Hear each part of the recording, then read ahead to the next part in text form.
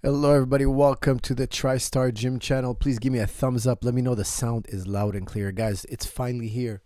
The fight week of Khamzat Chimaev versus Sean Strickland is finally here. The first mega fight of 2026. This is a mega fight, guys. You know they're going to need extra security at the press conference. You know, at the weigh-ins, there's going to be extra security. You've all heard what Sean Strickland said he would do if Chimaev gets out of hand. I can't even speak it on this channel because I'll probably get a strike. He said he would take one of these with him. If things get out of hand, if Armin Sarukian and Khamzat Chimaev get a little fresh, get a little bit out of hand. He said, look, you know what I'm carrying with me all the time. You know what I have with me all the time. Now, I'll tell you something. I know the UFC takes it very seriously. So do I, and so of you all. But you all know that Sean Strickland has a screw loose. Everybody knows Khamzat and Sean Strickland. Each guy, each team, both guys with a screw loose. Both guys touch gold. Khamzat Chimaev, the current champion. Sean Strickland, former champion. He beat Adesanya when we all said it was impossible. We all came on here. We're all like, you know what? He's going to lose this fight. Nobody can beat Adesanya. There's no chance for Strickland to win this fight when he was going up against Adesanya. Not only that, he went to Australia to fight Adesanya. He had to leave the American soil to go all the way to the other side of the world where it's flipped upside down, and Adesanya's more acclimated. He's from New Zealand. He's 3 hours away from Australia. Easy flight for him. The odds were stacked against him once upon a time. We all wrote him off, and guess what? He proved everybody wrong. Sean Strickland found a way and won and beat the legendary Adesanya, dethroning him and winning the title. Guys, are we making the same mistake again? Are we saying, look, he can't win? Are we going to do that again? Well, guys, I'm going to give you my pick right off the bat because you know I love to give my picks right off the bat. I'm picking Chimaev. I'm going to be looking in the polls soon. I put a poll in the chat room, but I'm not even going to look at it right now. Right now, guys, I'm going to tell you my take. I'm picking Chimaev. Why? Guys, you all know it. He's going to get Strickland down to the ground. The grappling differential is going to be too great. I think it's going to be exactly how everybody out there is thinking. Chimaev's going to take him down to the ground repeatedly. He's going to out-grapple him, probably sub him. Why? Well, Strickland's going to try to get to his knees. He's not going to play guard, obviously. He's going to try to get to his knees. When he tries to get to his knees, that darce is going to be there. Khamzat Chimaev is going to shoot that darce, and it's going to be a deep, strong, powerful squeeze. We saw him break Robert Whittaker's jaw. He put a choke on him and broke his jaw. His squeeze, his strength levels. We've seen him manhandled, athlete after athlete. DDP was manhandled. DDP, muscle upon muscle. Looks like a gorilla. Looked like nothing to Chimaev. Chimaev not only took him down, he took him down repeatedly. Even when the referee stood him back up, he just went, take him back right back down. Every time DDP tried to get up to his feet, he was shut down. He was repelled over and over again. Guys, what can I say? I think it's going to be much of the same. A lot of you are going to be thinking, Coach, what if Khamzat gets tired? You know, when he fought Gilbert Burns, he got tired. When he fought Kamaru Usman, he got tired. Well, I'll tell you something. Now he's fighting at 185. That was 170. Probably it was the weight cut killing him. Maybe it was the weight cut. And also, he's now training in Big Bear.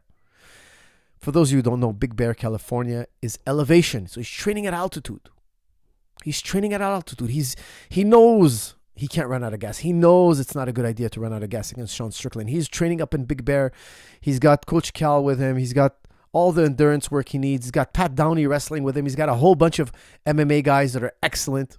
And guys, before I open it up to comments and questions on this fight, we've all heard they've trained together. For those of you who don't know, Sean Strickland and Khamzat Chimaev have trained together. And the rumor has it that Khamzat was getting the better of him. But again, guys, fighting in the gym and fighting in real life, fighting with the real shots, real strikes, real attacks, like full power. It's different. It's really different. But it's not crazy that the guy winning in the practice room will also win in the fight night. It's not crazy either. I'm just saying it's not a guarantee, but the rumor has it that Sean Strickland was getting tapped out. He got beat up a little bit. He got roughed up in the practice room.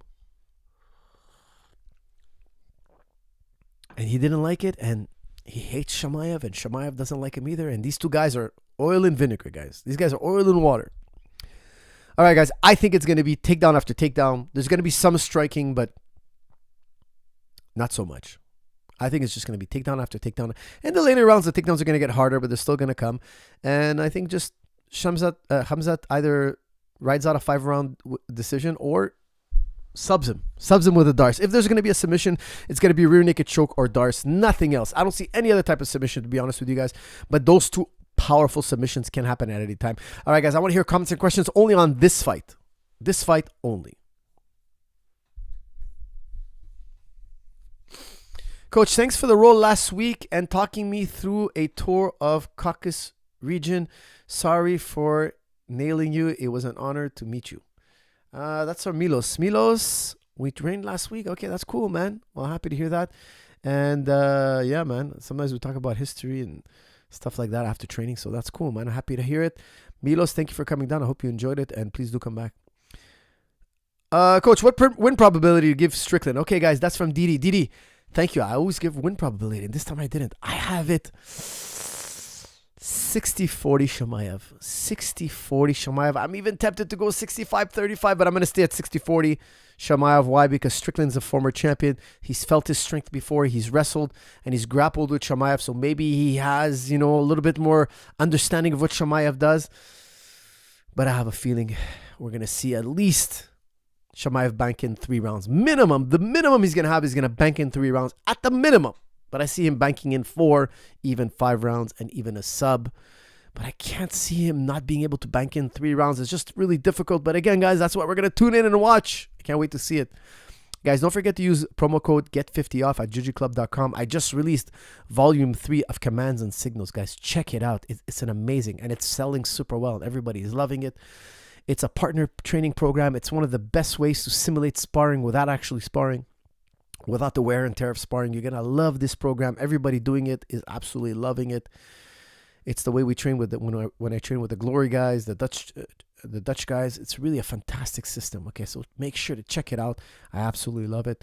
Guys, my pick is for Khamzat Chimaev for sure. Coach, you always pick the favorite. That's not true. Rainbow, that's not true. That's not true. That's a lie. Is he the favorite? I didn't even look at the odds, okay? I didn't look at the odds, but I will tell you that I'm not surprised Khamzat's the favorite. But also, guys, so what? Sometimes the favorite is the guy I'm going to pick, but it's not true. I always pick the favorite. This is not true. Press conference is going to be crazy. That's from 321 Yosef. Guys, the press conference, don't let your kids watch it. There's going to be lewd. There's going to be cussing. There's going to be cursing. There's going to be vile things said. And there may be some violence. I'm sure they're going to beef up security. The UFC. Guys, I'm going to be there, by the way. I'm leaving for New York. I'm not going to stay for the fights. I have to come back, but I'm going there for a press thing for my brother. My brother's fighting on the UFC white card. He's fighting Sean O'Malley, of course. And Ayman Zahabi fighting Sean O'Malley. We're going to be doing a press thing there, some promo stuff, and then we're flying right back. We could have stayed for the fight, but I was like, no. We have to come back. We have to make sure every day of training counts. So we're not going to be staying for the fight, but it was tempting to think about it, to stay there for the fight. Strickland has never been submitted in MMA. That's from Dragon. That's true, but he's never fought a guy like Khamzat Chimaev. I think could take him down quite comfortably. And he has a crazy squeeze, he has a crazy squeeze. And is Strickland going to try to get to his knees? I think yes. What's going to be waiting for him? I think the Darce is going to be waiting for him. It's going to be a similar to what Makhachev does, So this is going to be a new breed of pressure and squeeze that I don't think he's ever seen. Not in the octagon anyway. Who do you think can dethrone Khamzat? That's from Ethan. Ethan, right now, nobody. Right now, nobody. I just can't think of anybody.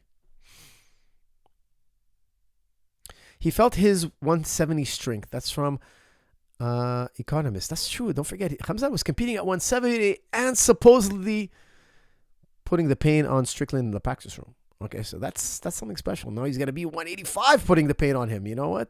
That's a really good point. I didn't think of that.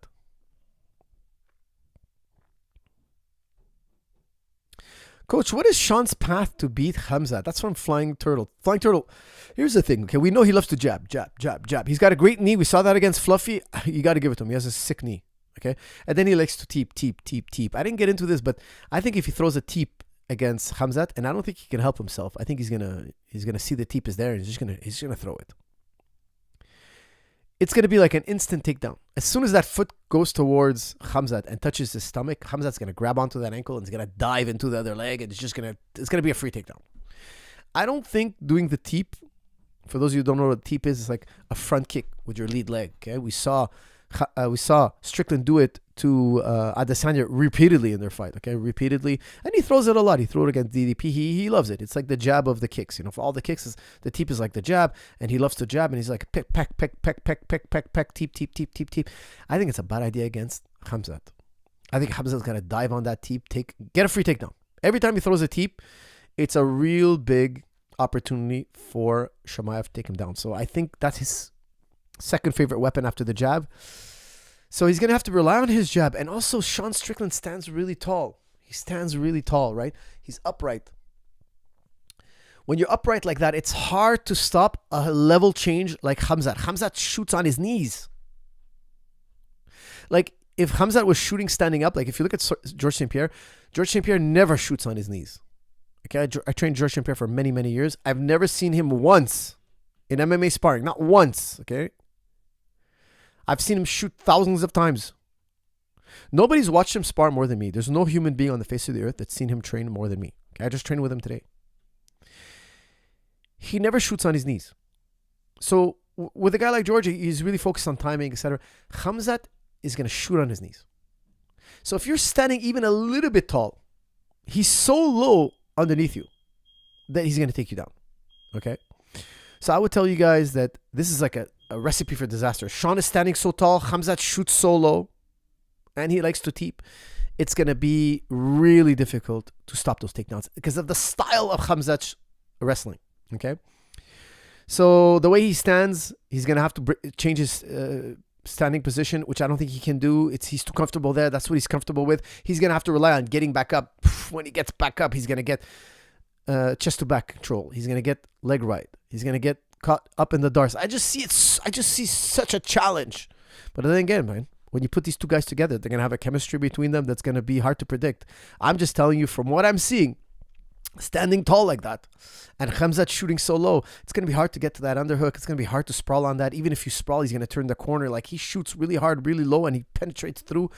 The one advantage Strickland has is that he knows that shot is coming, and he knows that shot is coming in the first 60 seconds. Like, he knows. He doesn't have to guess when. So,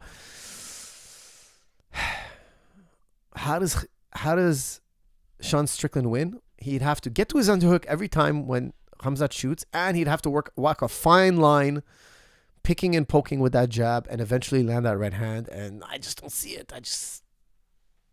Here's another way he could win. He could just hope Khamzat gets tired. Somehow, some way gets tired, starts getting sloppy, gets overconfident, and Sean can put it on him in round 4 and 5 and really put the steam on him. I find this is going to be a difficult fight for Sean. Sean doesn't have that one punch KO power like touch of death, but he's a great boxer. If he catches you on the chin, he could really hurt you.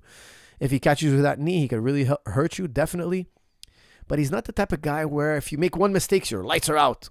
No. He has to set up that knockout. He has to lay the foundation. He has to work. All that working and laying the foundation, he's going to get taken down over and over again. It's going to be disrupted over and over again. It's going to be a difficult line for Sean Strickland to beat Khamzat. Guys, in my opinion, this is a really difficult fight for Sean Strickland. I'm looking in the poll now.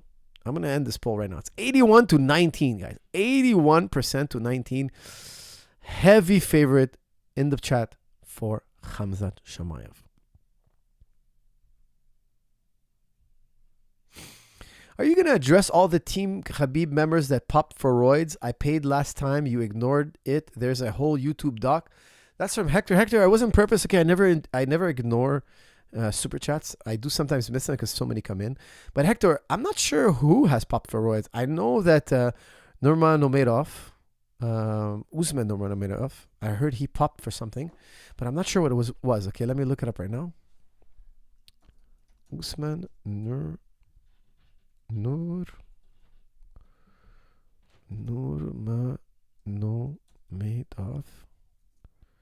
PED. Okay, let's see what it says here. In November 2023, Bellator lightweight champion Usman Nurmagomedov tested positive for a prohibited substance and was suspended for 6 months. What was it? What was the substance? According to his team, his violation was due to prescribed medications for an illness, not performance-enhancing drugs like anabolic steroids or EPO. Suspension and fine. He was suspended for 6 months by California State for $50,000. The shortest suspension linked 6 months was due to the nature of the substance and documentation provided regarding the prescription, according to the reports. Nurmagomedov stated August 2024 he never intentionally did drugs, was not using steroids. Okay, what was the substance? What was the substance? What was the substance? Okay, I have the AI going here. Let's see.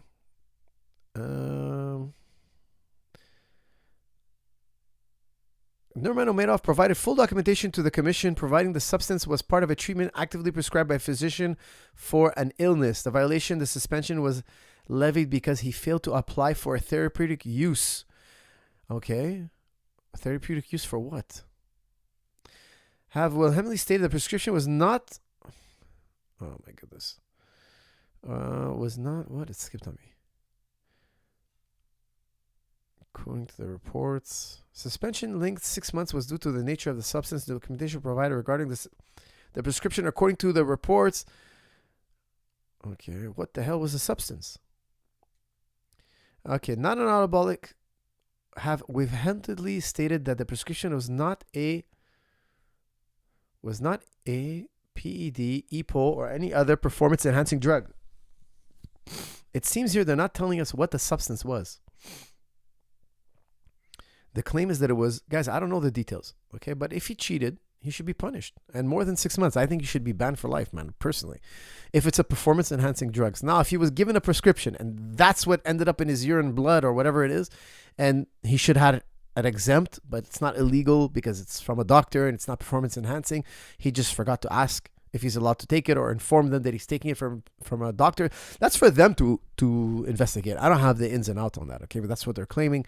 So look, it depends on the nature, and it should all be made public. I think it should be completely made public. I don't hide PED usage from anybody, okay? So I'm not a proponent of PED use or performance-enhancing drugs of any kind, okay? Guys, me one day, I think when I'm turning 50, I'm going to start probably doing like hormone therapy and stuff like that. But I'm going to be transparent about it. I'm going to tell you all. I'm going to be like, guys, I hit 50 and now I want to stay in shape. I want to stay full strength. I don't want to lose muscle, this and that. I don't want to get old faster than I have to. And I'm going to tell you guys, hey guys, look, I started doing this and I don't recommend it till you get to my age at least, and I'm going to do it with a doctor and with somebody who knows what they're doing and he's not going to poison me or kill me, okay?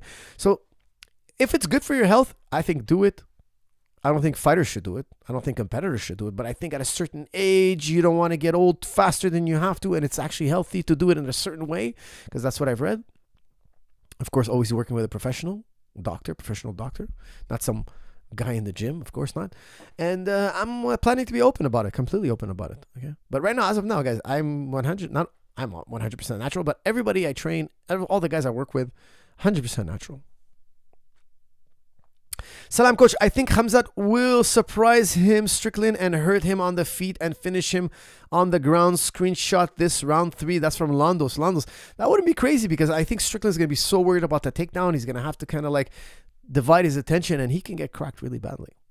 Hello, Shiz, brother. Good to see you. Nice to watch your video. Oh, you guys, by the way, guys, shout out to Shiz. My brother Shiz flew in all the way from Australia and we duked it out, man. We said we're going to duke it out. And he stepped up and we had a lot of fun and we sparred a couple of rounds. I posted it. And if you guys haven't seen that video, check it out. Me and Shiz, the top G of the chat room, we mixed it up in the practice room. We gloved up and we went at it. Had some fun. Salam, coach. Do you think Sean Strickland will play dirty to win? That's from Alf Travels. Look, I don't think he's gonna play dirty. He has a lot of experience. He's fought everybody, and I haven't seen him do anything dirty. Okay, now does he have a filthy mouth? Yes. Is he the sweetest man? I wouldn't say so. But fighting clean, I have to give it to him. He fights clean. Okay, so that I'll tip my hat to him. Coach, when are you coming to TriStar Toronto? I've been training there for the past few months. I cross-train with other coach Amir Goham. You remember him? That's from MI. Yeah, guys, welcome to TriStar Toronto. We now have a TriStar gym in Toronto. I hope to visit in the later summer. Okay, guys. So right now I have my dance card is very full, but I will be hopefully there in the summer. Greetings from Portugal, Coach. We are waiting for your visit. That's from Felipe. Felipe, one of my dreams is to visit Portugal. So absolutely, my friends, I would love to go. Hey, Coach, my buddy's wife just won the Ontario Open for blue belt. May you help me send congratulations. Her name is Sonia. Sonia, guys, this is for Jeff. From Jeff. Jeff, please give my great thumbs up and congratulations to Sonia, who won the blue belt division, the Ontario Open. That's an amazing accomplishment. Bravo and félicitations. Strickland by Pow Pow, I won't say the word, in round 6. That's from Tuxedo Mask. So after the event, could be, guys, but I have a feeling the Chechens are also strapped. I wouldn't surprise me, friends. The substance was never made public. Well, I'd really be curious to know what it is. We're referencing back to Usman. Now, what other team members were caught for something? That I haven't heard.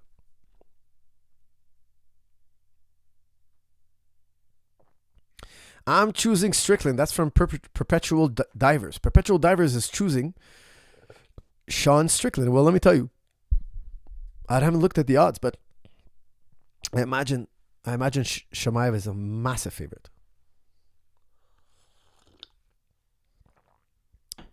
Guys, I'm drinking that matcha tea. Matcha tea is good stuff. Strickland is going to get submitted, Coach. His ego won't let him lay down and just try to survive. When he is trying to get up, it opens up the submission for Khamzat.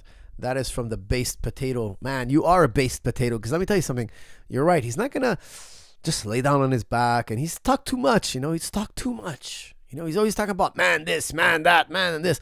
Man, if you got to tell people what a man you are all the time, what does that say about you? Like, doesn't it go without saying? You're already a professional MMA fighter. Like, do you have to keep reminding us how manly you are? You're so manly. I'm so manly. I'm so manly. Let me, guys, don't you forget how manly I am. It's like, all right, guys, we got you, man. You're a manly guy. Nobody in the room was kind of even suggesting you weren't manly. I mean, you're in the octagon on a regular basis. You're fighting in the most brutal sport in the game. Like, who was questioning your manhood? Why did you bring it up? Very suspicious. I find it very, very suspicious. This is from Ghost. Ghost is asking, Coach, have you ever been to the island of Guam? There's a big jiu-jitsu scene, mostly gi on this island. We have beaches, barbecue, and fishing. That's from Ghost. Ghost, you're tempting me, man. That sounds really, really cool. Maybe I'm going to come to Guam because I love barbecue and I love beaches and I love fishing. Well, I'm not a big fisher, but if you took me out on the ocean to fish, I think that would be really cool. And we do jiu-jitsu, but I'm going to start like a no-gi movement and we're going to be like rivals. And sometimes we're going to cross each other on the beach or we're like, oh, what's better, gi or no gi? And like, we're going to be like, it's going to be like Vale Tudo, but in Brazil, you had the Vale Tudo crew and the Brazilian jiu-jitsu crew. And these guys would collide on the beach. You guys don't know that. A lot of you might be too young, but you had a group called the Vale Tudo group. And Hugo Duarte was like the leader. And then you had Hickson Gracie, the Gracie Jiu-Jitsu group. And Hickson Gracie was the leader. And they would go to the beach and fights would break out. There's famous videos of them fighting each other because there were two rival groups. Guys, check out Guam if you're into gi. This is from Chase Marshall. Hey, Coach, wishing you and your family well. How do you think emotions will play in Chimaev versus Strickland fight? Sean's talking a lot. Haha, that's for real, man. Sean just can't shut up, man. He gets better. His mouth is stronger than him. He just can't stop. He says the most ridiculous, vile, putrid things. They shut off his mic. I think the UFC, I think it was Paramount. I don't know who it was, but like they closed his mic. And Dana White's like a big free speech advocate. He's like, I'm not going to censor anybody. If they want to say something dumb or something bad, or that's for you guys. That's public opinion. That's freedom of speech, First Amendment. But I think it was Paramount. Maybe it was UFC. I don't know. And I heard they cut his mic. And I'm like, really? I never heard anybody getting their mic cut. But if somebody's mic is going to get cut, It's got to be Sean Strickland. Guys, check out this shirt.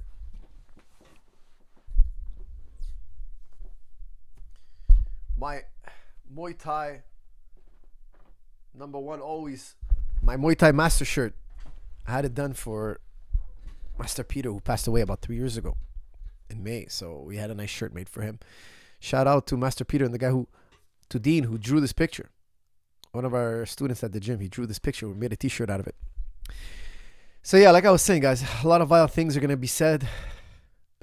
Hopefully the security's there, because you know Chimaev's not going to take it lying down.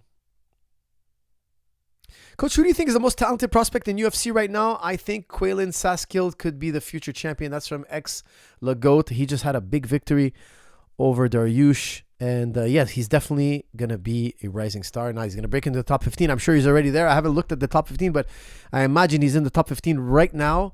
And look, you know what? He's having a lot of first-round finishes, which is great. But I want to see him in a hard fight. And I think we're going to get to see different layers of his game. I think he's great at finishing. Obviously, he has submission finishes, KO finishes. He's a very dangerous guy. But now he's entering the top 15. He's going to have to show us different layers. And I think he's an incredible prospect. Definitely. Most definitely. He's great at jiu-jitsu, great at takedowns, great at striking. He seems to have a lot of heart. So we're going to have to wait and see. But sometimes it could be surprising. You could see like those guys, they don't have... I'm not saying he doesn't, but I'm just saying we have to wait and see, because sometimes it could be really surprising. Somebody could be so talented in one way and cursed in another. And as they go in deeper rounds, harder fights, all of a sudden, things are starting to become more difficult. So we're going to have to wait and see. And he's a big guy, so that 55 cut is not easy.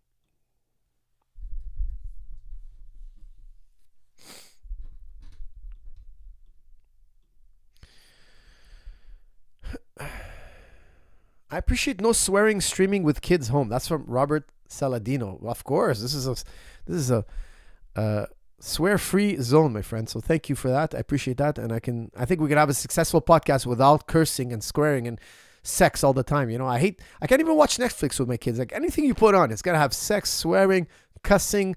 It's always got to be extreme. It's always got to be something lewd. It's always got to be something like you can't get away with it. It's like you just want, you know, you're sitting on the couch, you're watching something with your kids, and you're like, oh, I got to change the channel. Why? Even the Olympics. Remember the Olympics in France? Like, it's like, okay, well, let's watch the Olympics.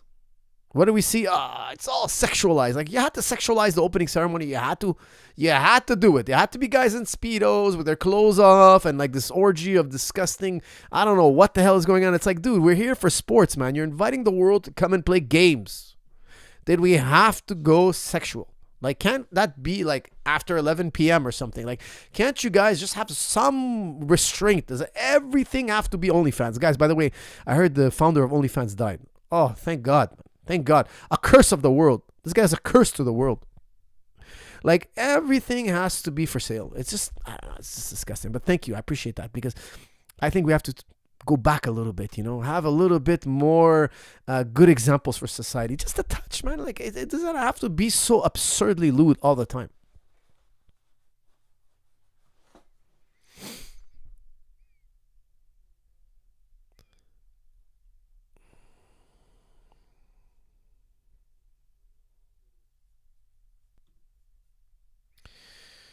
All right, what else we got here?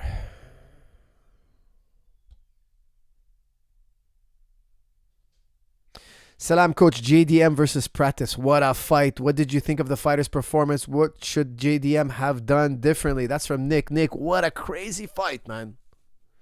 Guys, if you guys didn't see Pratis versus JDM, because it was in Australia, so it was like at 7 in the morning. I actually woke up early. I just woke up. I couldn't go back to bed, and I ended up watching the fight live.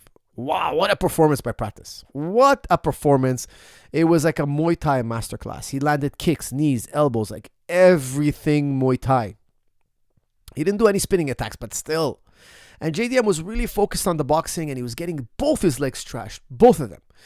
It ended in the third round. It was a brutal beating for JDM. I'd never seen JDM take such a beating. Like, he's never taken such a beating. Now, round 1 was the only tight round. I still gave it to Pratis. I think everybody gave it to Pratis. He did more damage, but JDM was able to secure a takedown near the end of the round, but still not enough to win that round, in my opinion. I don't think anybody gave it to JDM. And round 2 was just brutal. Round 3 was brutal, guys. Like, As a cornerman, I might have even stopped it if I was his cornerman. And the referee could have stopped it a little earlier. I wouldn't have complained. It was brutal, guys. JDM, both his legs were gone. He was getting kneed in the face repeatedly. He got hit with elbows. He was getting tagged. He could barely touch Prates. It was a masterclass. Unbelievable performance. But I would still pick Makhachev over Prates. Why? I think Chimaev takes him down. Guys, JDM took him down. I don't think JDM's ever double-legged anybody in the UFC before. So maybe he caught Prates by surprise, but I just have a feeling Makhachev's going to keep him down, take him down and keep him down. And as great as Prates is, I think he'll have a lot of trouble with Islam Makhachev. But an unbelievable performance. Must-see performance.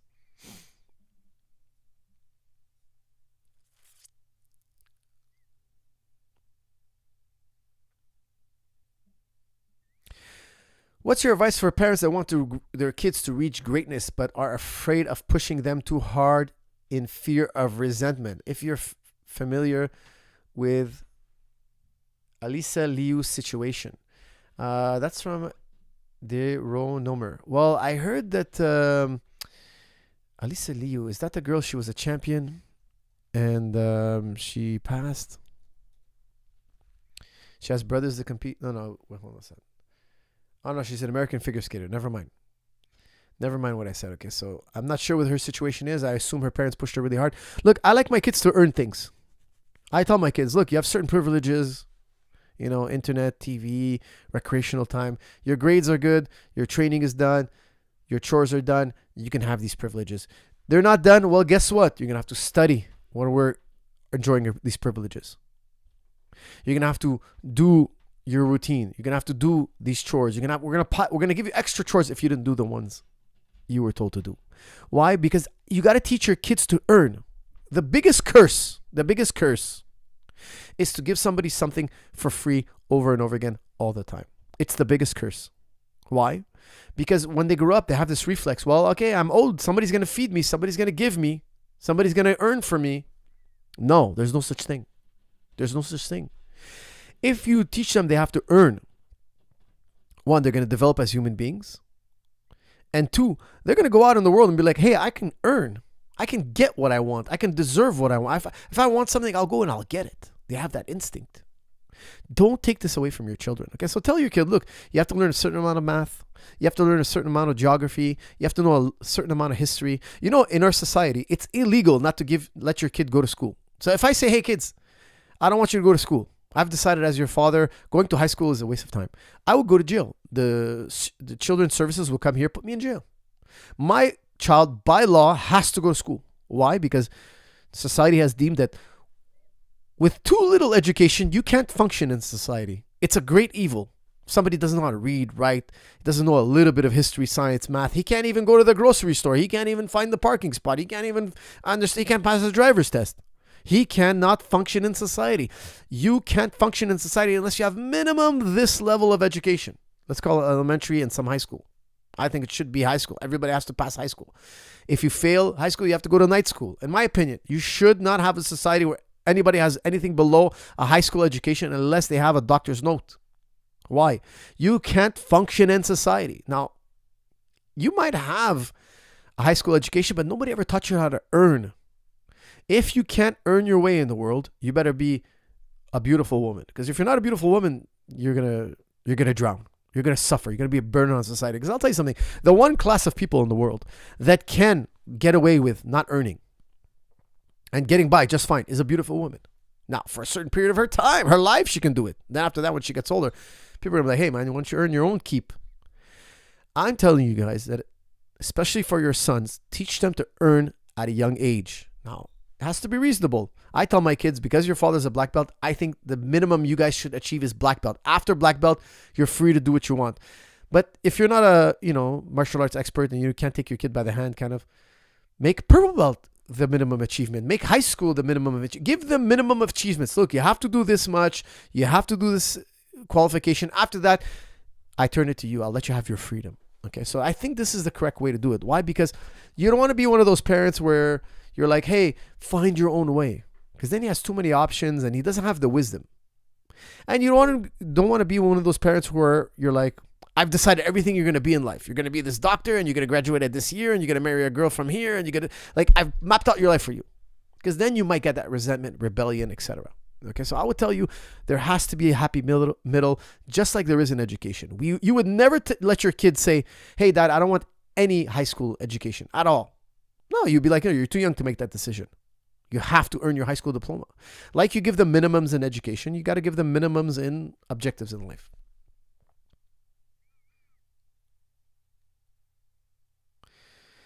Hey, Coach, I have to lose 2 to 4 pounds in 2 weeks. What do you recommend? That's from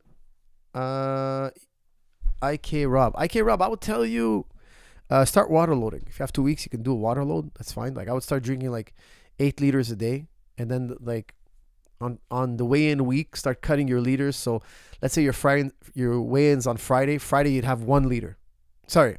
If your weigh-in's on Friday morning, Thursday, you'd only have 1 liter. Okay? You just drink 1 liter. So the day before, you'd have 3 liters. The day before that, you'd have 4 liters. The day before that, you'd have 5 liters.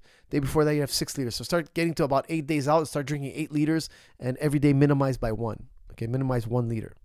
Okay, so you're gonna shed 2 pounds of water at least. Okay, and then after that, the week the week of the weigh-in, just cut your carbs a little bit. You'll make the weight easy. You'll lose 4 pounds very easily. JDM belief. What? JDM belief was broken. He's done for because belief is not enough. Also, practice arm reach is like a squid. That's from Perpetual. Well, I think he looked driven, JDM. Like when he went in there, man, he looked like he was driven. I just think he didn't know how to deal with the leg kicks, the knee. He just wasn't ready for those looks that practice was giving him. He needed to figure that out in sparring. He went in there trying to put hands on him like he always does. He's a boxer, of course, primarily. Of course, JDM kicks and he throws knees every so often and he throws an elbow here and there.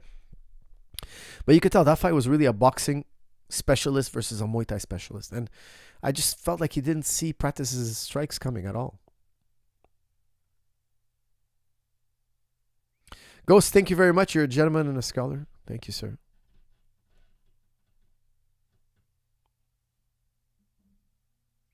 Practice is just built for striking. His limbs are so long. That's from Portanel. He's a beast, man. He's not only long-limbed. He has devastating power. Every single time he landed a strike, it seemed like he hurt JDM. Every single strike had impact. It's incredible.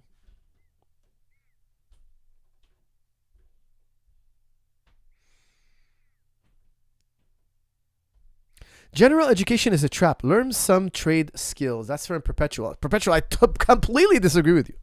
Goodness gracious, that's nuts. That's nuts. Imagine all you know is plumbing. You learned a trade. Wait, you don't know any geography? You don't know any history? Are you nuts? You don't have an understanding about the world around you? You don't know if the sun is bigger than the moon or is the moon bigger than the sun? You don't know? Like you don't know the proximate amount of people on the face of the earth? Like you're completely oblivious to this. Is that what you want? You want no general education. That's insane. Number one, first of all, you won't be able to express yourself in society. You won't be able to connect with people in society. You won't have anything to talk about. You're like, are you a plumber? I'm a plumber. Do you know about plumbing? And the guy's like, no, I don't know anything about plumbing. What can we talk about then? Nothing. Why? Because I have nothing in my head but plumbing. No, guys. I'm sorry. That's absurd. You need to know a little bit of art. You need to know a little bit of geography. You need to know a little bit of history. You need to know a little bit about politics. You need to know about the world out there because being ignorant of something is a type of poverty. Trust me when I tell you, you don't want to be such an uninteresting person that you know nothing other than your trade. Okay, so you won't be able to connect with other people. You won't be able to understand the world around you. You'll live a very miserable existence. Okay, so just be careful with this type of nonsense.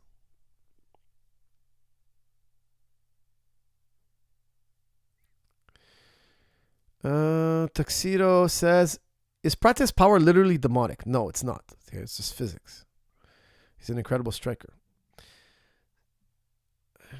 Samza says, hey coach, making my MMA debut this month. I watched your first JRE when it came out. The next day I joined an MMA gym. Thank you for setting me on the path. Wow, that's unbelievable, guys. Can you believe that? Wow. That's incredible.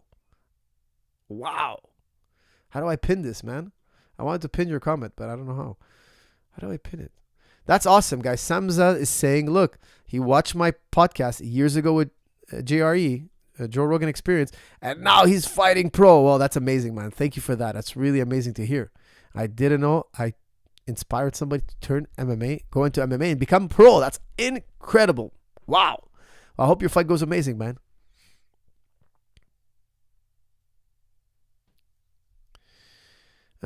Coach, do you think UFOs are demonic? That's from Tuxedo. Tuxedo is obsessed with demonic today. No, I don't think they're demonic. What reason would you have to believe that? Hi, Coach. Questioning, you are knowledgeable in so many topics. What are your top 3 most read books for men?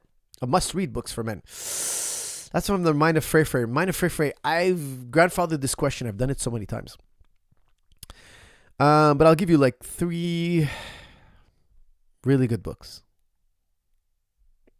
One book I really was rereading recently is a great book. Is called Black Box Thinking. It's a fantastic book by Matthew Syed. He's a reporter. He just wrote a masterpiece. A great book. But there are so many books. That's the thing. When people ask me these kind of questions, it's just there's so many good books. There's also the book, a great book called The One Thing. And also I would say 7 Habits of Highly Effective People is a must read. The 7 Habits. Just such an incredible book.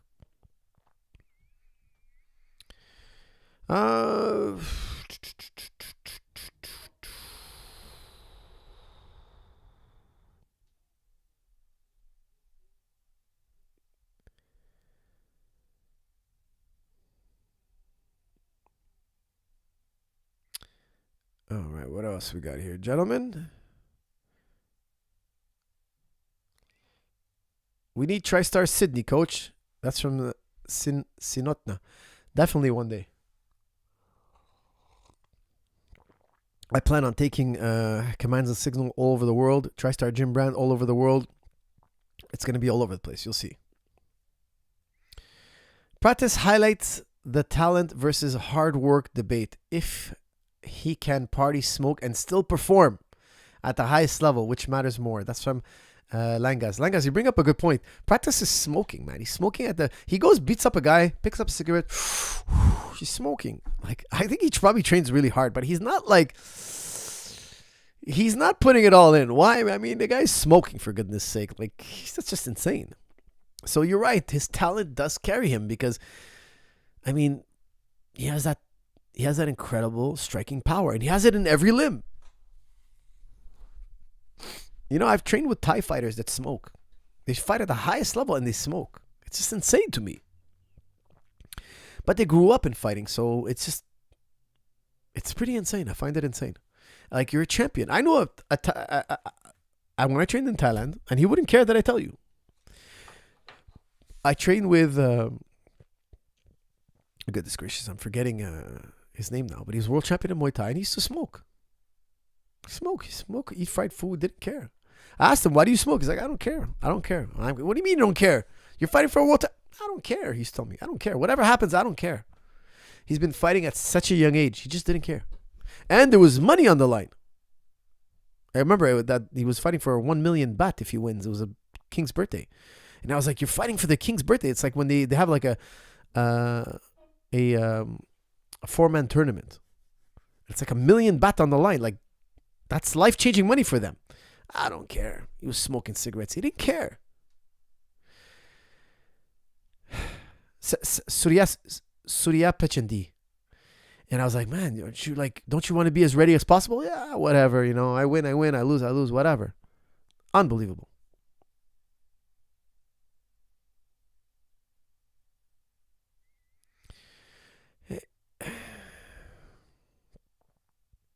Coach, you should do a collab with Orthodox Muslim. That's from Abu Malik. Well, give him a shout out, guys, because I've actually WhatsApped him. So he has my WhatsApp now. I should write him a message, but he should let me know. We can do something, definitely. I want my daughter to learn to protect herself with jiu-jitsu and kickboxing. Which would you recommend first? That's from Google.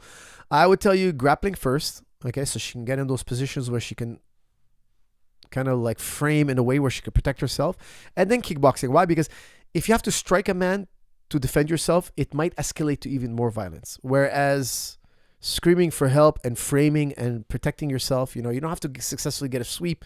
You don't have to successfully injure the person and escalate the situation, but you can defend yourself, call for help, and the abuser wasn't able to perhaps injure or harm the girl. So I would say first, I would teach jiu-jitsu. First.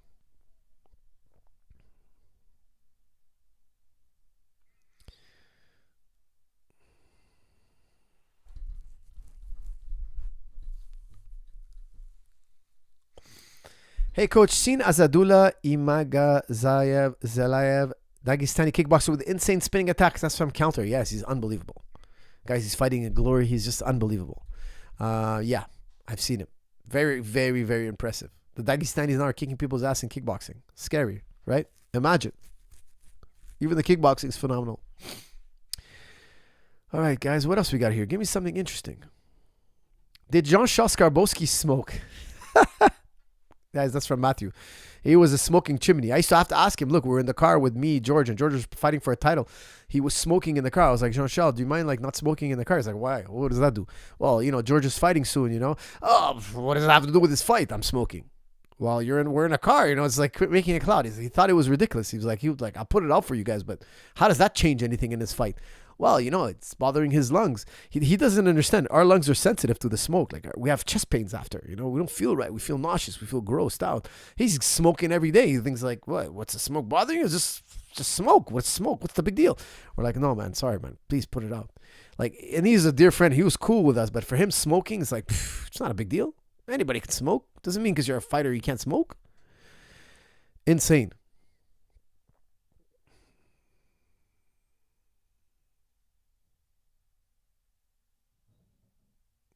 Would you rip a dart with Prates? I don't know what it means, rip a dart.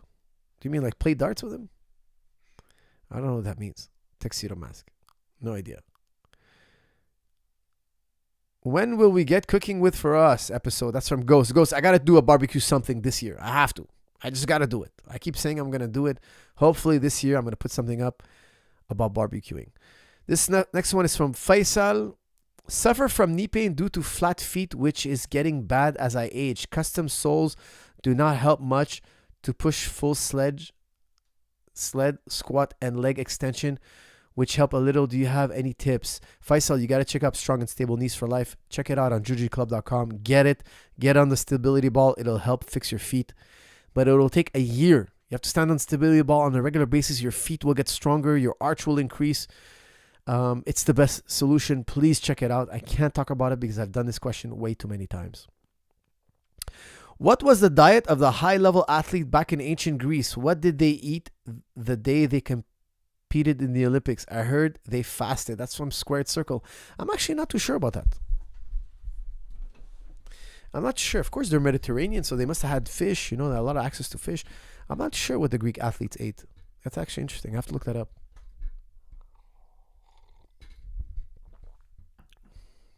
Hey, Coach, why are Christians not knowledgeable on historicity of the Bible? Almost every Christian I speak to doesn't know the basic history of the Bible. The Gospel's unknown authors. That's from Jimmy Earl. Well, because the thing is, when you read the Bible, it says the Gospel according to Matthew. So why would you think anybody other than Matthew wrote it? They're telling you it's the Gospel according to Matthew. Well, that's inaccurate. It should say, possibly written by Matthew. It's misleading.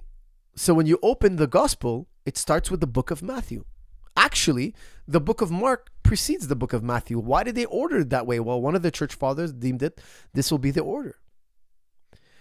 And the church fathers deemed that this is gospel according to Matthew. It's misleading. They're being misled. Okay, so honestly speaking, it's the way the church fathers organize the Bible. They don't want the youth to question the next generations. So they purposely organized it as such. It should have been the gospel possibly according to Mark. That should be the first one. Possibly according to Matthew, second one. Possibly according to Luke. Possibly according to John. And that's it. But because they've developed a culture around this false belief that, or this misleading culture, they just take it for granted. They were never, they had no reason why to ask. They had no reason because they were told. Actually, now most modern printing of the Bible, the more modern translations, they will tell you in the preface. They'll tell you, this is not necessarily written by Matthew. It's a thought to be written by Matthew. It's not certain. They tell you in the preface. Okay, the more modern translations. Coach, hey Coach, what do you think of the Islamic dilemma being discussed recently, and Sam Shamoun, who talks about it a lot? Thanks. That's from Sandro's Way. Look, Sandro, this is really easy to overcome. Okay, the Islamic dilemmas is just ridiculous. Let me tell you why. Okay, read Luke 1. Read Luke 1. Luke 1 is saying this. Luke 1 in the gospel. Okay, he's saying, look, my friend Theophilus, my dear Theophilus, I went and I researched what everybody's saying about Jesus. Because so many people are saying so many things. Okay, so I'm paraphrasing here. He's telling his friend, look, I went and I researched and I searched what everybody's saying about him, those who heard from him, those who were with him. He doesn't give you specifics. He doesn't tell you who he is. He doesn't tell you what his credentials are. He doesn't tell you his system of how he deciphered what was true, what was not. But Luke is telling you, look, not everything you hear about Jesus is true. Luke, in the gospel is telling you, look, this is a man-made effort. The book of Luke is a man. He's not saying, I'm from God, I had a vision. He's not saying any of that. He's saying, look, my friend Theophilus, he's writing a personal letter. I know you've heard so much about Jesus Christ. Well, I went and I researched to give you a proper account so you have no doubts. He's telling you, look, this is a human effort. So he's telling you, look, Christ said something, which is called the gospel, the good news. He gave good news. Not all of it is accurate. Here's my best ability, a human effort to bring you the gospel. Now, hadith is the same thing. In Islam, we have hadith. No Muslim will ever say the hadith is perfect. No Muslim will ever say that. Okay?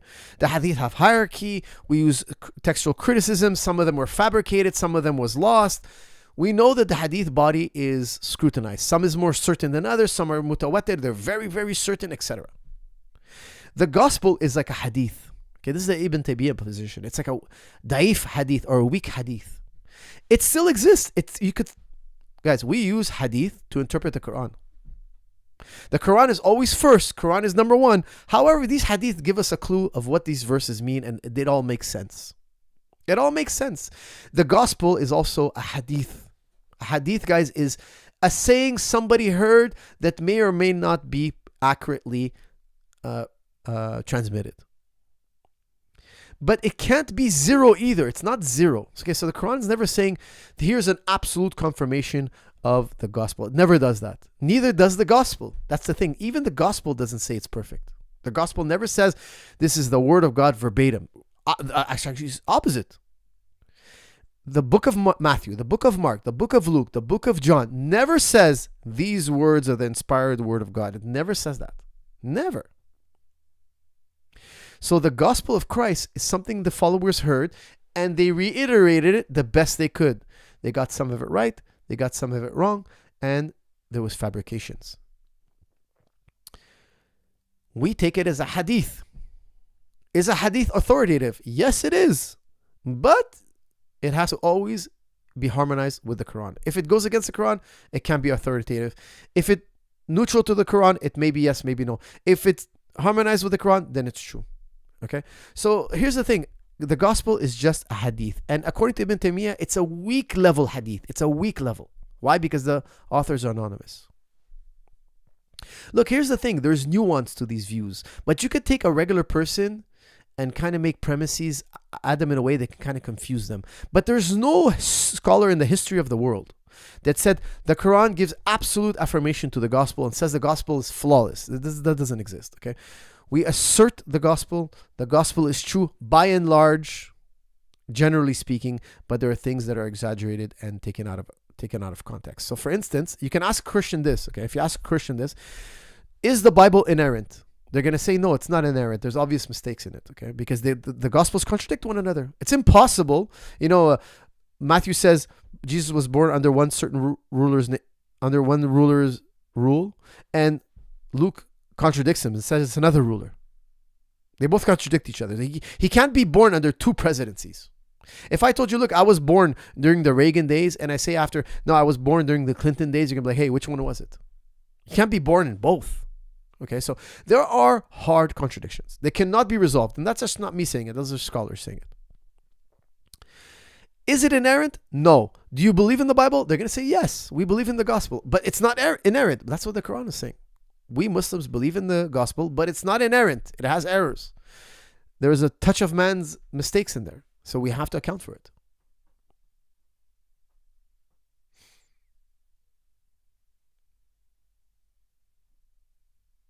Coach, according to Islam, is the world 6,000 years old like the Bible? That's from Rambo. Absolutely not. Okay, no, the Quran does not put any age on the earth. Absolutely not.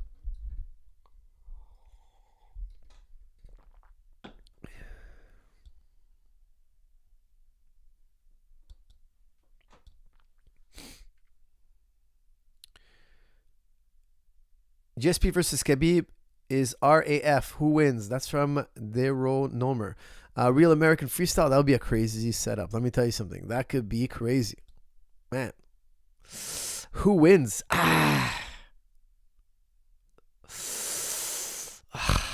Draw. It's going to be a draw. Using hadith is one way of interpreting the Quran. Yeah, I would agree. I would say, look, that's Ibn Taymiyyah position. I think it makes total sense. The Gospel of Luke is telling you these are hadiths. He's not saying I heard it from Jesus Christ. He's not saying I got it from the apostle so-and-so that was with Jesus. He never says that. He never gives you a chain of transmission. Never. He's telling you I did my human effort. I did my best. That's a human effort. I would tell you that's why Ibn Taymiyyah says it's a weak hadith, because it's the Sahaba transmitted hadith, which makes it first primary source material. So historians differentiate between two source materials, primary and secondary. Primary, you were there, you heard it, you were a witness. Secondary source material, you heard it from somebody who was there. You weren't there yourself. Luke is telling you, I'm not primary, I'm secondary source material. And you got to ask yourself, who's Luke? There's no Luke in the disciples. He must have been somebody who knew somebody who knew somebody who knew a church father who knew an apostle. So who knows how far apart we are. He did his best to collect hadith. Coach, I just finished reading Euthyphro from Plato. I wouldn't have been able to understand without the help of AI breaking concepts down. AI is learning superpower. I don't fear any difficult book now. That's from Liam Fu. Liam Fu, I'll tell you something. Euthyphro is the easiest book of Plato. The easiest. Okay? Now, I'll tell you something. You can't use AI for everything, because even AI doesn't understand Plato. It takes many, many years of reading, contemplation, and study. Plato is not an easy order. Okay, Plato is very difficult. But Euthyphro is the easiest of all the books. There's about 40 books. 38 with high level of authenticity. But I would tell you that Euthyphro is by far, I think, the easiest. Assalamu alaikum, coach. May Allah bless you. I'm trying to take my MMA more seriously. However, I feel like I prefer bodybuilding more. Do you think the younger kids nowadays have body dysmorphia issues? That's from Zaid. Zaid, a little bit. Yeah, because there's so much posting online. Everybody's like, and all these guys you see online, a lot of them are on steroids, guys. Okay, so don't make yourself unable to reach something without hormones. It's just going to drive you nuts. Okay, eat well. Train well, lift some weights, have an athletic look. And you see these bodybuilder guys, like I see these guys are so jacked. It's like, dude, they couldn't last one round. Okay? So like, don't be so intimidated. Just know that have an athletic look. Have something that's reachable, that makes sense, and that's it.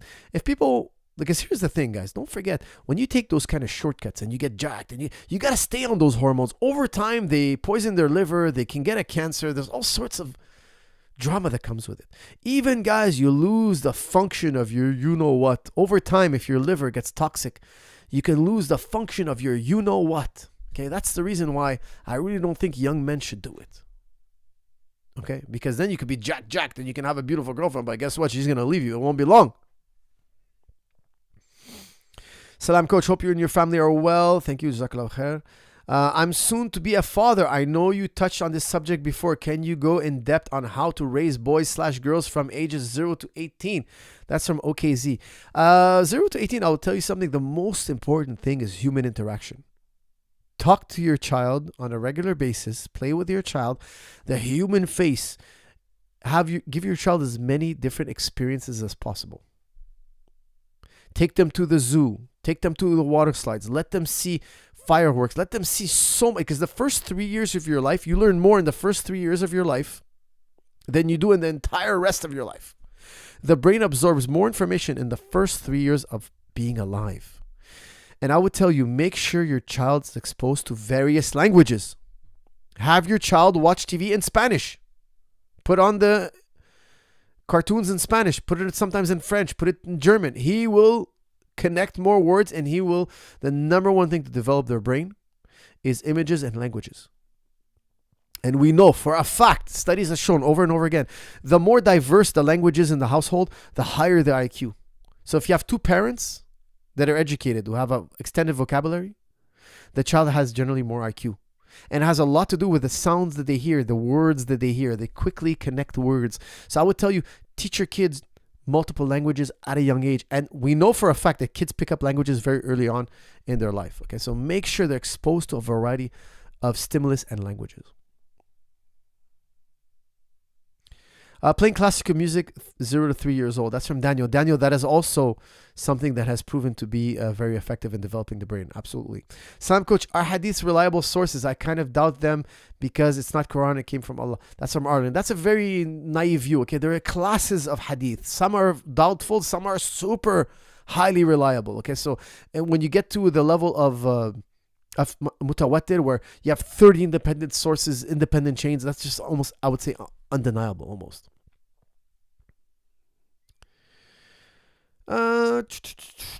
What else we got here? My friend is 22 and is about to be on testosterone. Should I talk him out of it?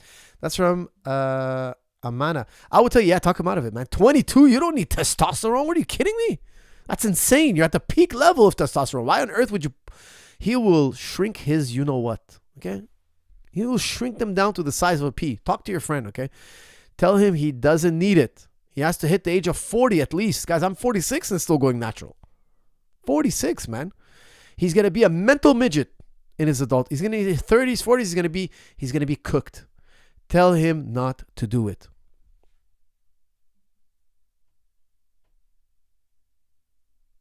Hey Zahabi, I'm such a big fan of yours from back in the days during the GSP era. I just watched your thought and prediction on Strickland versus Khamzat. That's from Human Made. Well, thank you, my man. I appreciate that. I definitely pick Khamzat. I think Khamzat is going to get him down to the ground. When he turns to his knees, he's going to get put in a darce or get his back taken and choked out. I think it's going to be a crazy spectacle leading up to the fight. We're going to be entertained during the press conference, the weigh-in. Who knows? Maybe we're going to get a little early fight action before the event even occurs. Guys, by the way, I'm going to be there. AI is insane. That's from Daryl Nomer. Yeah, I was just skimming through the book. If anybody builds it, we all die. It's a book written about AI. If anybody builds it, meaning not only AI, super AI intelligence, we all die. Why? They're going to be... Now you're going to have AI making AI. That's the real scare, is that AI is making AI and the consequences are unforeseeable. They're going to be making decisions and their rationale is going to be unpredictable. They're going to be flying our planes, flying our cars. And if we don't do it, China's going to beat us to it. That's the great fear. Our phones, our computers, they're going to have AI all embedded in our cars, our airplanes, our vending machines, our restaurants, our waiters are going to be AI. Everything is going to be AI. And then one day AI is going to be like, this is better for humanity. We know better for humanity, and humanity can't do nothing. This is for the greater good of humanity. And maybe they're going to come to the conclusion that we need to live like those in the Matrix. You know, the famous movie, The Matrix. Maybe they're going to turn us into batteries or stuff. Skynet might be real, friends. Skynet might be real. Been a fan for years, coach, but how do you ignore the calling God Logic boy? Insulting him and attacking his wife, saying he's not trained, misses it. He clearly lost the debate badly. They made Islam look terrible. That's from Brian Amato. I don't think so. I saw the debate. Look, here's the thing. He's calling him boy. I don't think, look, here's the thing. I don't like a religious dialogue to be like this. Why? Because we're giving religion a bad name. And the other guy, God Logic, does it just as much. Okay. So I don't like two guys insulting each other and they're here to talk about religion. That's like, be on your good behavior, man. We're talking about religion. Like, it gives religion a bad name. So I'm not into that kind of stuff. Me, if I have a discussion with somebody who's religious, or a religious discussion, or atheist, even, it doesn't matter who, it has to be civil. If the person can't have a civil conversation, I won't talk to him. And I understand, guys, I get the rating thing, but for me, I don't run after the ratings. I don't run after it. I'd rather not have a dialogue. I'd rather not have the 1 million views video. But did he lose the debate? No, absolutely not. I'll tell you why, okay? Because the Islamic dilemma thing, it's dumb. It's just a dumb argument. It's not academic. It doesn't exist in academia. It's not something where academics are saying, the Quran is really like saying something contradictory here. Why? Because the Quran never affirms the Bible completely. It makes a general affirmation, never absolute affirmation. And if you can't tell the difference between that, well, you're not trained in logic. You're not trained in reason. Guys, don't forget, Muhammad Hijab has like 5 degrees, okay, 5 PhDs. The guy's he's a very well-trained person. So he's not going to go to the point where he's going to start. You have to understand, in academia, if you talk like that, it's like they dismiss you right away. There is a level of pedigree that they feel you're not there, they're going to dismiss you. And it's kind of like, imagine you're a Kung Fu guy and you start giving your theories to a room full of black belts. They're going to dismiss you. They're going to be like, hey, get this guy out of here. Imagine you go in an MMA gym and you start saying, hey, look, I do this Kung Fu and I work this with it. They're all going to dismiss you. Nobody's going to want to spar with you. Nobody's going to want to, everybody's going to say, look, you don't have the credentials. If you did, you would have fought your way here. You wouldn't come here and told us about it. You would have got in the ring. You would have beat somebody up. We would have seen you on TV. And then you would have walked in here. We'd know your name. There is a level of pedigree, academia, prestige that you have to come with that, or nobody will listen to you. Okay. Now, God Logic, he's not one of those guys. He's just not one of those guys. Okay. So I've heard him talk. He makes many, many blunders. He goes off on ridiculous, what we call non sequiturs. Okay, now personally, I would talk to him and I would hold his hand through it and I would kind of like be much nicer about it. I would. If I was talking to him, I would first for sure go the nice route, for sure. And then if I felt like he's not really listening, I'd be like, look, man, this is what way it is. This is how I see it. You don't agree. No problem. Take your way. But Hijab is not going to stay because Hijab is going to be an entertainer. Hijab is just going to dismiss him. Hijab is just going to slam him. Because the truth of the matter is he doesn't have the credentials, guys. And at the end of the day, if you go into an academic setting, the first thing that they want to know is, what are your credentials? Are you a student or you're a teacher? Are you coming here to teach or you're a student? If you're coming to teach and you have no credentials, you will be dismissed. Imagine me walking into a Dagestani wrestling club and I have no credentials in wrestling. I've never competed in wrestling. And I'm like, here, guys, this is the technique you're going to do. This is the technique. They would all turn their backs on me and start training. They would all dismiss me. They'd all be like, get out. So you have to understand, every science, every art has a pedigree, a respect level. You have to, and if you don't have the respect level, they're just going to dismiss you. They won't even engage with you. They're like, you're a clown. Okay. So you gotta understand they earned their stripes and you have to respect it. Because here's the thing, like, you guys saw me speak with Jay Garfield. Okay. Professor Jay Garfield. I had him on my channel. He's a Buddhist expert. I don't agree with him. We had a dialogue, me and him. He's a PhD. I have a BA. Okay. He's higher pedigree than me. You guys saw me when I talked to him. I have utmost respect. I don't agree with him. I think his arguments are flawed. But did you ever see me say, oh, I just cooked you? Or like, I would never say that to him. Why? I come from academia and there's a pedigree and I respect the institution. I respect it. I could have been so insulting. I could have been such a jerk. First of all, he would have hung up on me. But I'm saying I could have tried to make it more entertaining so I can get more views. No, not at all. So all I'm telling you guys is, when you go into any world where there's a pedigree, you're going to be dismissed if you don't have your stripes. Or at least come in humble. Come in like, guys, I'm willing to learn. Why do you do it this way? Why don't you think this is correct? Like, you come in with a level of humility.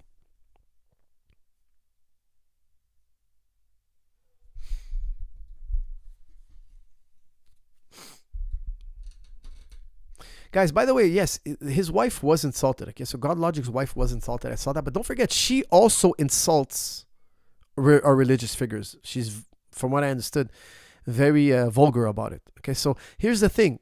Me, I always think it's eye for an eye. You insult somebody, well, guess what? They're going to insult you back. You push somebody, they're going to want to push you back. Like, I always tell people, look, you don't want to be insulted, don't insult others. Me, that's my first thing. Like, if I ever insulted by somebody, the first thing I ask myself, did I insult them? Did I insult their family? Did I insult their religion? Did I insult their nation? Did I insult? Like, why would I do that? Then expect the person not to retaliate. Okay, so I'm not saying I would retaliate. All I'm saying is she also and he also have been very vulgar in the past. So that's what you get. You reap what you sow. Thanks, Coach. Previously, you touched on not saying no to your son for the first couple of years to take them get the feeling of being a king, then then discipline. That's from OKZ. Yes, guys, when my kids were younger, I wouldn't discipline them. I would never punish them for the first 2 years of their life. Why? They walked around like they owned the place, and I wanted to instill that in him. I learned that from Learberg. Okay? He was a famous dog trainer, and he says that the first 2 years of life, of a dog's life, he never disciplines them. Why? He wants to instill that germ that he's the boss. And yes, I did that with my kids. And I'll tell you something. You could see when they're in a hard scramble, they're always looking to rise to the top. And I believe that you could beat that out of somebody. You can crush that flame too early in life. So be careful with that. Yes, definitely don't crush their flame at an early age.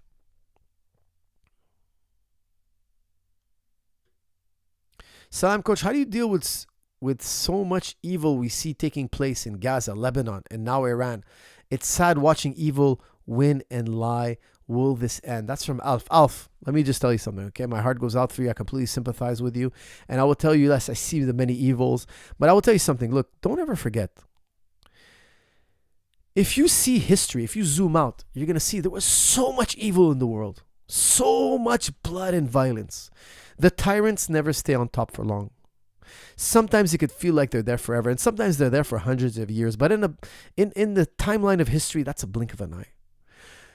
The tyrant, it's like MMA, right? Somebody becomes champion, and maybe he's champion for years, but Father Time always catches up.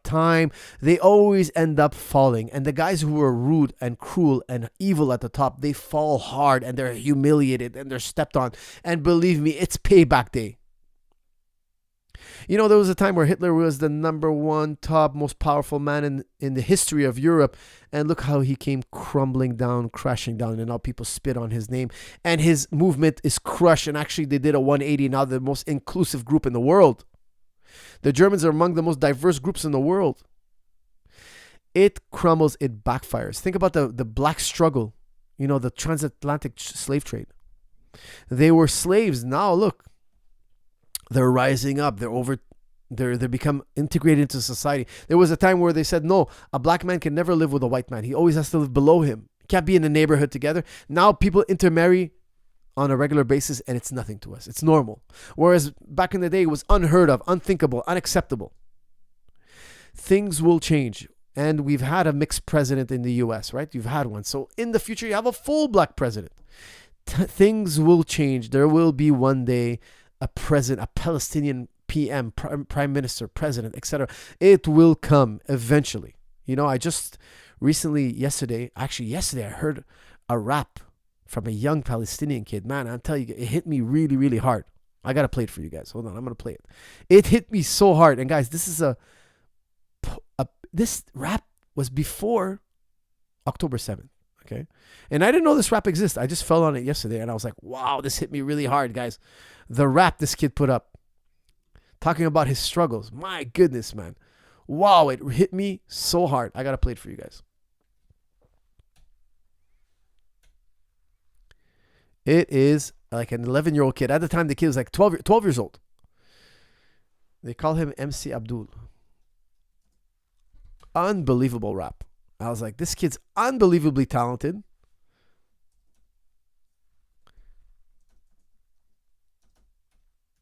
I got to play it. It's so good. It's so unbelievably talented. This kid's his lyrics are so hard hitting, man. It really it was painful. It hit me hard. I'm not a sentimental guy, but wow. I thought this kid was brilliant. An unbelievable rap. Okay, I'm going to put it up on screen. I'm seconds away from putting it up.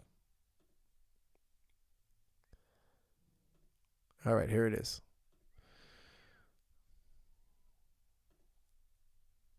All right, guys, check this out. An unbelievable rap. I'm exhausted. Last night I couldn't sleep, but when I did, I could hear bombs in my dreams. Nightmare situation. How could they be so evil, making martyrs out of children and innocent people? We expect the... Guys, look at the rubble behind him. Okay, this is before October 7th. This is years before. Look how they lived.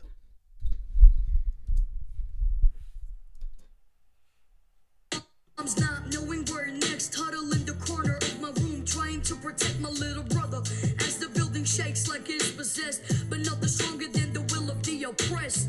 I bomb back with my lyrics and rhymes, living the times trying to break the Palestinian minds. What's hiding in the clouds hanging over my head? My dad risks his life outside to buy bread. The fourth war in my 12th year. I'm numb, though I haven't feel scared. There's nothing I can... Dude, that's the line that killed me yesterday. I was listening to it, and he's talking about, he's like, my fourth war in my 12 years. The kid's 12 years old. This is his fourth war. The kid's 12 years old. I was like, oh, man, so gutting. Ah.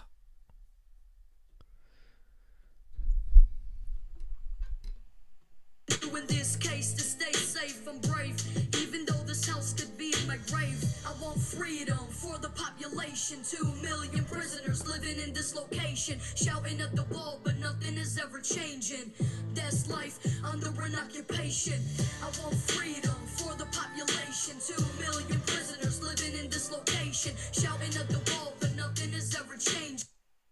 Life under an occupation. Mothers mourn, frightened with grief. White sheets cover bodies that lie on the streets. Buildings turn to ash, but my mind is made of steel. So it doesn't take much for me to heal. Won't lose the will to live or lose our minds. My auntie lost her home, so she lost her life, but she is still alive, but traumatized by the bombs that flew in and dropped at night. My sister couldn't sleep, tried to stop her cries. I said it was fireworks, I was telling her lies. Where's the compassion? Bro, that's gutting, man. He's saying his little sister's crying and he's lying to her. He's telling her, oh, it's just fireworks. Don't worry about it. It's just fireworks. He's have to lie to her. Unbelievably gutting, man. Unbelievably. It's heartless. It's like they want us all living in darkness, cutting off water and electricity for hours. They're knocking towers, but that's not knocking the power that I have in my pen. When I'm writing, I'm unstoppable. The microphone is the only escape possible, cause that's the way that I can speak my mind. I wonder how does the fighter pilot sleep at night, knowing he can turn the city upside down all of a sudden, slaughtering families with the push of a button. I want freedom for the population. 2 million prisoners living in this location, shouting at the wall, but nothing is ever changing. That's life under an occupation.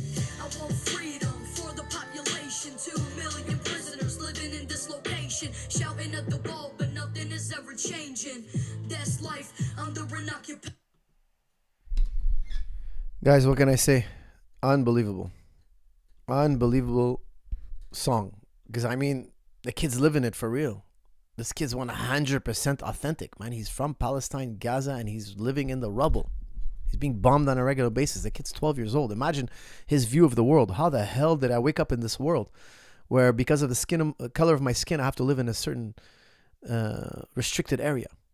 Can't leave, can't go, can't have freedoms like everybody else. He's looking online. Everybody's enjoying the world, the freedoms of the world, and he's not. Why? Because of his skin color, because of his ethnicity. Absolutely appalling. How does the world organize? How do the world leaders fail the youth so badly? It's shocking. It's depressing. How does the world leaders, like if I was a world leader, I'd be like, hey guys, let's make the world right. Let's get together. I mean, we're rich enough, we're powerful enough, we have enough resources, there's enough food, water, space, there's enough for everybody. Why are we fighting? Let's get together and decide how we're all going to live in peace and harmony. It's not that difficult. Okay, we're going to have to, cut corners a little bit. We're going to have to maybe be a little less rich or whatever it may be, but there's enough for everybody. I couldn't sleep at night knowing that I'm responsible for this kid's suffering. Like, it's unbelievable how the world leaders could fail us time after time. It is unbelievably unfathomable that world leaders are so egotistical, so selfish, so self-centered, so ill-equipped to deal with the ills of the world. Like, how come, where's all the people with all the power, all the money? Why are they getting together on a regular basis? I'd be like, hey guys, let's meet every week till we solve this problem. Like, there's nothing more important. Like, what else is there, man? There's human suffering. We got to end all this human suffering. Like, what is wrong with the world? If I was the world's most powerful guy, I'd be like, hey guys, line up with me because this is got to end. We got to live in harmony. We got to coexist, and all the crazy whack jobs that want to annihilate the other side, you got to go. You got to go. There's no annihilating any side. We're going to live in harmony. We're going to exchange ideas in the market of free ideas, and whoever wants to be what, let them be. But seeing kids suffer like this and doing nothing about it, for me, it's appalling. And it doesn't matter to me that he's Palestinian or not. If he was black, if he was Jewish, if he was Christian, if he was from a secular world, it wouldn't matter to me. I would alleviate his suffering. It's unacceptable that a young child suffers like this. They are the chosen ones. May Allah give them sabur. That's from Landos. Inshallah, you know, I think, look, we're seeing them now, but look how much will they have. This is before October 7th, guys. This is before. I don't even know if this young kid's alive. I have no idea. This is a few years before October 7th. Look, he's already still living in the rubble. Okay, so I know Palestine's a large place and maybe he has an apartment, but they're being bombed on a regular basis. Okay, they're being bombed before October 7th on a regular basis. If you're not familiar with the inhumanities and every single international body admits to it. Okay, so there's no debate here. All the debating is people who have certain interests in a certain country with a blue star and all that they want to hide the crimes. Okay, but we know the crimes are happening. We're not dumb. We could see it online. We're not stupid. Squeaky Ben Shapiro's views are plummeting. He's nosediving. You see, he was so high and mighty. Now he's crumbling. He had to lay off thousands of employees and everybody's hating on him. Why? Well, people are sick of the lies, man. They're sick of the whitewashing. They're sick of it. That's what I'm trying to tell you guys, is there's always a light at the end of the tunnel, even when it might seem so helpless. Never let what's inside you doubt. Always be confident that in the end, God's going to make things right. Me, I see things that are bad. I think they're bad temporarily. I just tell myself that's bad temporarily. I'm not going to flinch. I'm not going to waver. I'm not going to lose heart. Never lose your heart. MC Abdul is too real. That's from Shiz. No kidding, man. Honestly, when I heard that, I was like, I didn't know it existed. This came up on my feed. I clicked it. I was like, what? And this is before October 7th, man. I was gutted. I was like listening to it. I was like, wow, man, everything he's saying is just striking me, man. It's like a punch to the chest. Unbelievable. Unbelievable.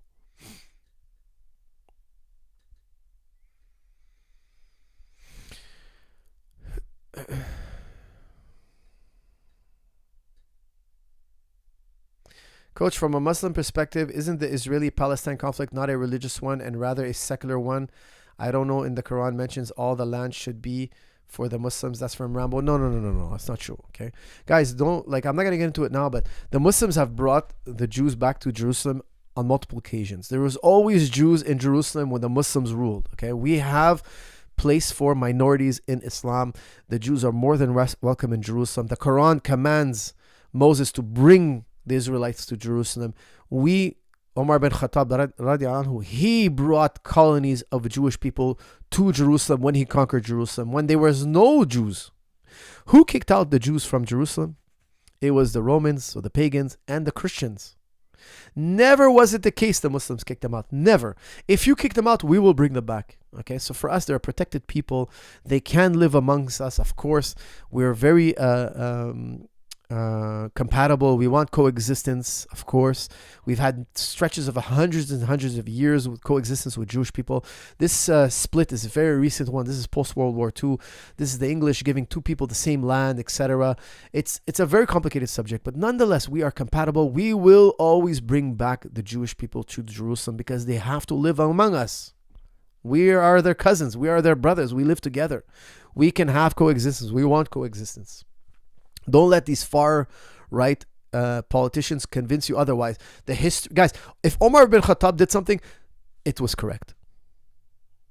99% of that. He's human, okay? He's human. He can make errors, but he didn't bring them back because this is an error. No. He brought them back because they belong in Jerusalem, and we always had Jews living among us. Always.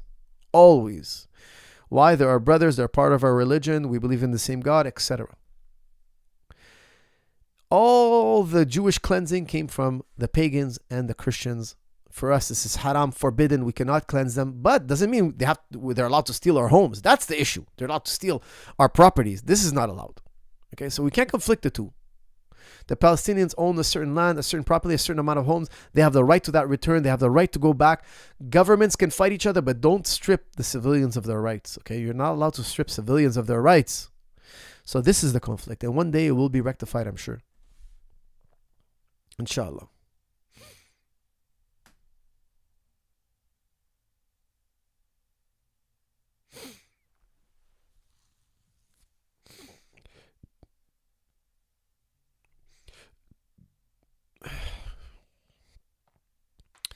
Coach, what's going on in Lebanon right now? Well, obviously more conflict, so they want to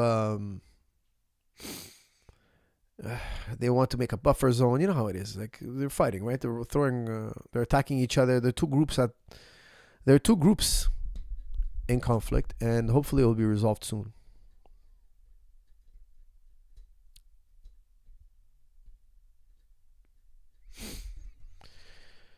Let's see here. Guys, the conflict in between Lebanon and Israel has been going on for a long time. Okay, the whole Hezbollah thing, they were created because of multiple invasions by Israel over the years. Okay, so Israel invaded Lebanon multiple times. Then there was the creation of Hezbollah. Why did they create Hezbollah? Because they want to fight for their southern border, the Lebanese southern border. So there's a long history there. Okay, we have here. All right, guys, I will have to end it shortly. Allah reward you, brother. I'm a Palestinian never saw Palestine. Inshallah, one day, brother Firas. Where did the video of you and GSP talking about who wins, a tiger or a lion, was a classic? That's from Ahmed. Inshallah, Ahmed, we'll be there together one day. Somehow, sometime, one day we'll visit the land of Palestine together. I think, Jerusalem, Palestine, this is an international community. Because it belongs to Christians, Jews, Muslims. We need to share, coexist. Everybody can go there. Everybody can see the Holy Land. And even the non-Muslims, Jew, Christian, they should be able to come and visit. The whole world should be able to come to visit. And by and large, it should be a place where every human right is respected. Why? We're supposed to be the people, the Christians, the Muslims, the Jews. We're supposed to have taught the world. Don't lie, don't cheat, don't steal, don't be greedy, don't use violence, turn the other cheek. We were supposed to teach the world, but we can't live up to it. We're constantly fighting because we want more. And we're quick to use violence all the time. What happened to compassion, mercy, love, generosity, coexistence? This is what religion's supposed to be about. It's supposed to be how to be a civil person, how to be a good human being. If you're such a good human being, everybody's being such a good human. Why are we fighting so much? Why are we so quick to go to the most violent acts? Okay, so I think there's a new generation on the rise. They're more open-minded. They're more accepting. Why? Because they grew up on the internet, the exchange of ideas, and they have a much more loving and caring and tolerance. Have a lot more tolerance for diversity, and I think we're going to be seeing more and more peace in the future.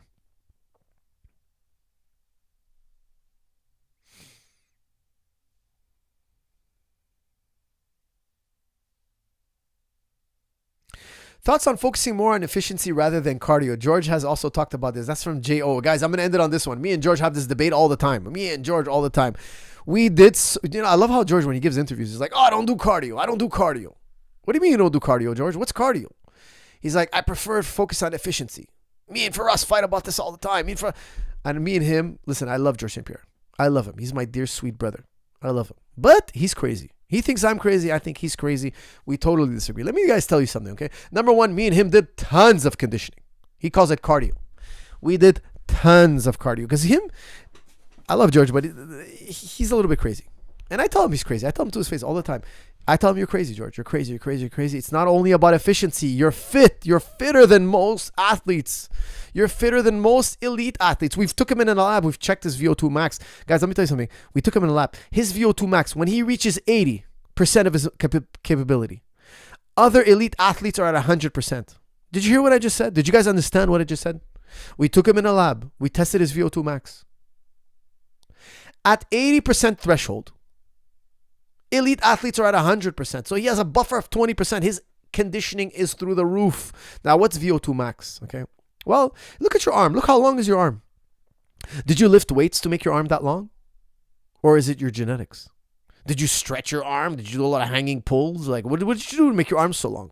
Well, you were born with long arms. You didn't do much for it. Well, your VO2 max is similar. Not exactly, okay, but similar. How thick, open are your arteries? Well, after 2 years of training, exercise science tells us your arteries will increase in diameter.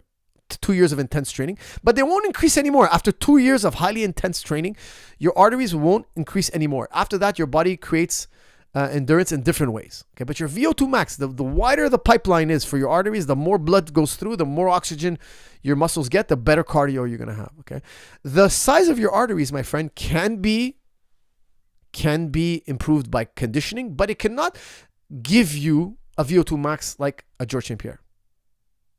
There's a genetic component. That's what they're saying. This is exercise science, guys. It's not me. It's not Coach Zahabi's thinking around thinking about. No, I'm reading you the literature here. I'm telling you, the literature says they've tested people in labs and VO2 max is improved for about the first 2 years. After that, the body starts making improvements in different ways. But VO2 max ceases to increase. So the diameter of your organs doesn't get bigger. Okay, so your heart will grow, physically grow. The arteries will get thicker, bigger, wider, but they won't increase after 2 years of intense training. George St. Pierre's VO2 max is through the roof. He has a genetic gift.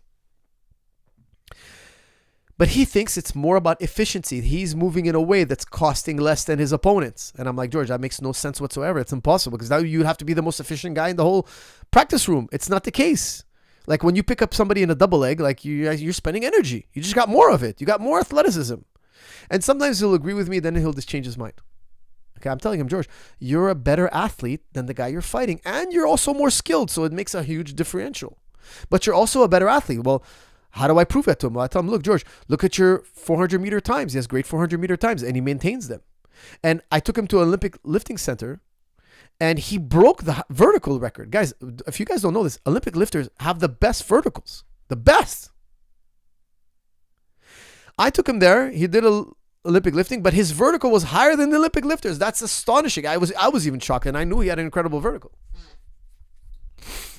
I'm telling him, George, that's fast twitch muscle fiber. That's where your muscle fibers are attached to your tendons. That's genetic. Yes, our training helped you jump higher, but our training is not our jumping training is not better than theirs. Because I was trying to explain to him, look, Olympic lifting, and that's Pierre Roy saying that's not me. He was an Olympic coach in Olympic lifting. Okay, he trained Jacques Demers. They won the silver medal. Then they got stripped because they got popped for steroids. Okay, but nonetheless, in that sport, my friends, in Olympic lifting, they're all on steroids. They all admit it. Okay, there's just some people get caught, some people don't.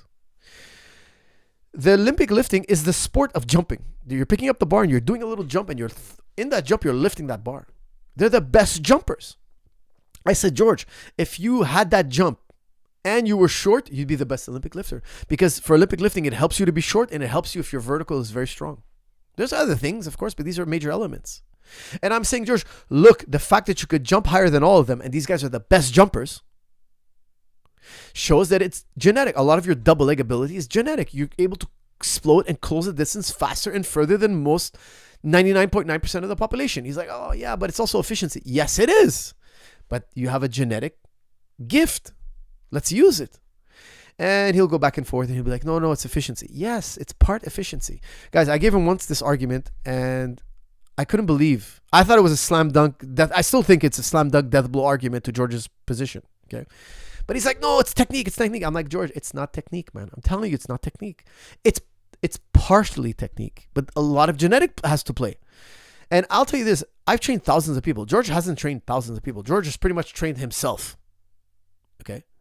He's never trained like 100 different people over a year and saw that I taught the same amount of people, the same amount of technique, and the same amount of hours trained. Some are better than others. He hasn't seen that. He hasn't had that experience like me. I've trained thousands of people all over the world for decades on end. And one time I gave him this thought experiment. I said to him, look, imagine I'm racing Usain Bolt. Okay, we're both 21 years old and we're going to race each other. But my whole life, I trained with the best sprinting coaches. Coach Zahabi trained with the best sprinting coaches. And Usain just trained himself pretty much, running around the track, doing his best on his own with the most mediocre coach.